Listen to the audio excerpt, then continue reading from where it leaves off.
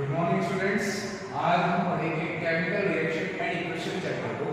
सबसे पहले बिल्कुल बेसिक से स्टार्ट करते हैं, समझते हैं केमिकल रिएक्शन होती क्या है। What is chemical reaction? Chemical reaction आखिरकार है क्या चीज? तो देखो, मान लो मेरे पास दो केमिकल है, एक केमिकल है ए और एक केमिकल है बी।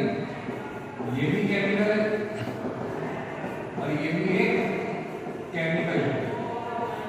जब मैं दो केमिकलों को या दो से ज्यादा केमिकलों को मिलाकर एक नया केमिकल फॉर्म करूंगा, एक नया केमिकल फॉर्म करूंगा, तो ये जो प्रोसेस हुई, इसी प्रोसेस को बोलते हैं केमिकल रिएक्शन।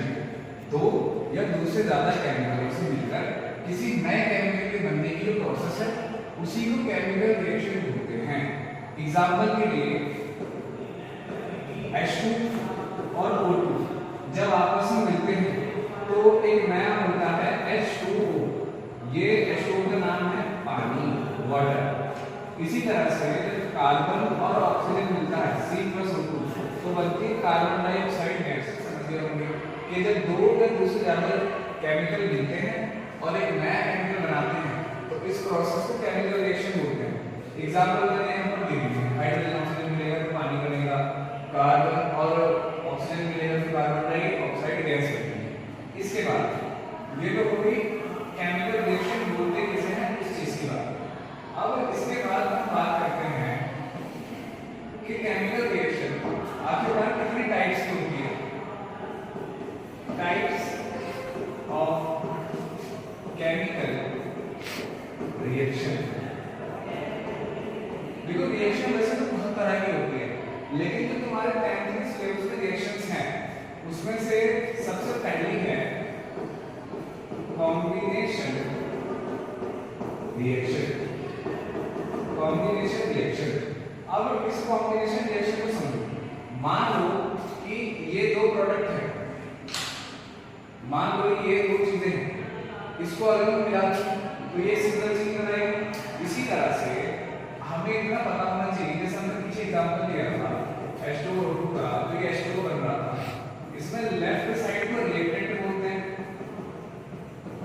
और राइट साइड को प्रोडक्ट बोलते हैं। इसी तरह से इसको समझो। मान लो मेरे पास दो रिएक्टेंट हैं, एक ये है और एक ये है।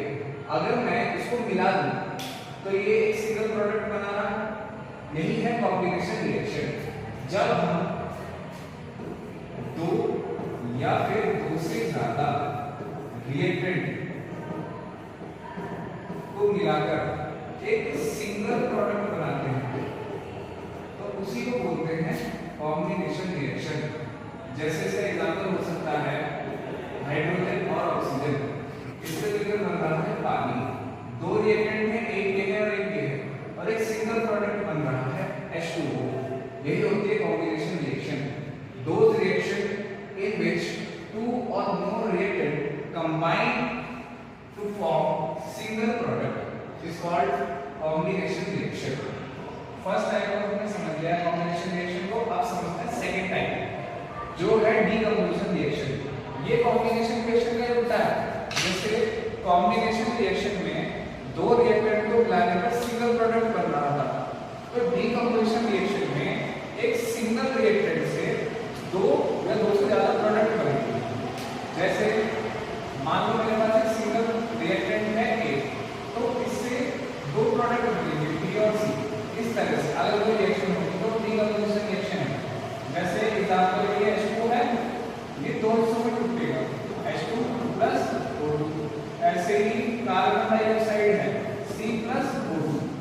जब किसी रिएक्शन में एक सिंगल रिएक्टेंट दो या दो से ज्यादा प्रोडक्ट में टूटता है, उसी रिएक्शन को डीकंपोजिशन रिएक्शन बोलते हैं। क्योंकि डीकंपोजिशन में डीकंपोज आ रहा है। इस डीकंपोज का मतलब ही है टूटना, यानी कि इस रिएक्शन में रिएक्टेंट टूटता है और ज्यादा हिस्सों में प्रोडक्ट बनाता है। डीकंपोजिशन को हमने समझ लिया है। इसके बाद जो अगली रिएक्शन आती है वो है डिस्प्लेसमेंट रिएक्शन। अगली रिएक्शन है डिस्प्लेसमेंट रिएक्शन। डिस्प्लेसमेंट रिएक्शन क्या होती है उसको समझो। देखो मान लो मेरे पास A प्लस BC ये है, तो अब इससे क्या बनेगा? डिस्प्लेसमेंट रिएक्शन कहती है अगर कोई स्ट्रॉन्ग है और एक वीक है, मान लो A है स्ट्रॉन्ग और B है वीक, तो जो वीक होता है स्ट्रॉन्ग वाला उसको हटा के उसकी जगह पे चला जाता है। ये इस B को हटा देगा और खुद C के साथ आ जाएगा, B हो जाएगा थीटा। इसी तरह से अगर इसको केमिस्ट्री में हमें लिखना है तो highly reactive element less reactive element को हटा के उसकी जगह पे चला जाता है। इसी रिएक्शन को बोलते हैं डिस्प्लेसमेंट रिएक्शन। इसका अगर हमें एक एग्जांपल देना हो तो हम ले सकते हैं CuSO4 प्लस में Z। यहाँ पे जिंक है, ये कॉपर से ज्यादा स्ट्रॉन्ग है, हाईली रिएक्टिव है, तो ये कॉपर को हटा के इसकी जगह पे चला जाएगा और बना देगा जैसे C को आ जाएगा। ये है डिस्प्लेसमेंट रिएक्शन। अब तक हमने कॉम्बिनेशन रिएक्शन देख लिए, डिकम्पोजिशन रिएक्शन देख लिए, डिस्प्लेसमेंट रिएक्शन देख लिए। हमने कॉम्बिनेशन रिएक्शन में बताया था जब दो रिएक्टेंट मिलके एक सिंगल प्रोडक्ट बनाते हैं तो कॉम्बिनेशन रिएक्शन है। जब एक रिएक्टेंट दो या दो से ज्यादा प्रोडक्ट में टूटता है तो वो डिकम्पोजिशन रिएक्शन है। तीसरी आई थी displacement reaction. Highly reactive element less reactive element को हटा के उसकी जगह पे लग जाता है और लेस वाला अकेला हो जाता है, वो डिस्प्लेसमेंट रिएक्शन थी।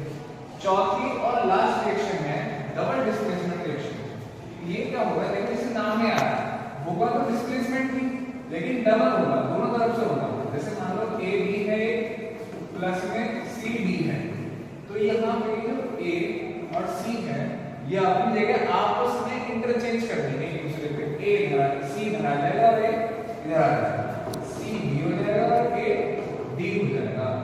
इस तरह से जो एक प्रोसेस होती है, जो रिएक्शन होती है, इस तरह की रिएक्शन को बोलते हैं डबल डिस्प्लेसमेंट रिएक्शन।